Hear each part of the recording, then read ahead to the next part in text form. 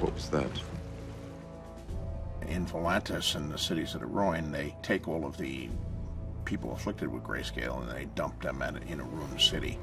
I suppose this is it then. The Doom still rules Valyria. It calcifies the skin and basically it turns it to stone. And the stone is maybe thin at first, so you can move and it kind of cracks and breaks like a thin layer of ice. Stone men, don't let them touch you! There's always fear that if you have any contact with the stone man, you'll contract the disease yourself. Did any of them touch you? It's a death sentence. You? But it's a slow death sentence. And if it affects the brain at all, of course, it also brings with it madness. 2 of my sisters had it. They both died. We heard them, especially at night. They started to sound not like themselves. There's not much of it in Westeros. It does occur from time to time.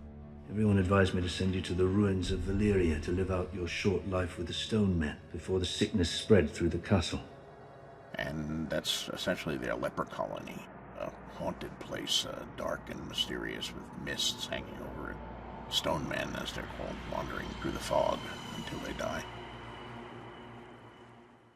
Few afflictions are more feared than Greyscale, and far past the point of reason. A legend calls it Prince Garin's curse, after an ancient eastern prince whom the Valyrians hung in a cage and forced to watch the immolation of his city and people. As his city burned under dragon flame, this prince called on his god for vengeance, and a thick fog of foul humors rose from the Rhoyne to smother the Valyrians with Greyscale. But if diseases could be called down by the vengeful, we'd have no health in the world. More likely the disease predates the Valyrians entirely, confined to some remote region of Essos, and only spread throughout the world once the Valyrians linked the continent with roads and dragons. The disease begins as a rash. The afflicted flesh stiffens, calcifies, and cracks, and assumes the disease's nominal hue. Victims are graciously spared pain, as the disease dulls sensation in the infected limbs.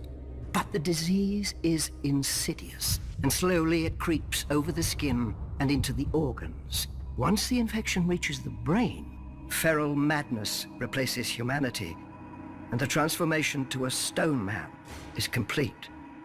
There is no consensus on treatment. Some maesters advocate mustard poultices, vinegar rinses, and scalding hot baths. Others claim only 3 cures: axe, sword, and cleaver. Hacking off afflicted parts does sometimes stop the spread of the disease, but not always. Many a man has sacrificed an arm or foot only to find the other going grey. Those who have been miraculously cured of Greyscale are few, and usually were subjected to so many treatments that isolating the responsible cure is impossible. Besides, few maesters, priests, or healers have the courage for such experiments as would prove a cure. Greyscale is highly contagious, being known to spread from even the slightest contact with an infected person. Hence the current occupation of Valyria by the Stone Men, exiled from their homelands at the first sign of the disease. What they do there, with their final months or even years, for Greyscale is a slow killer. No one knows. No one wants to find out.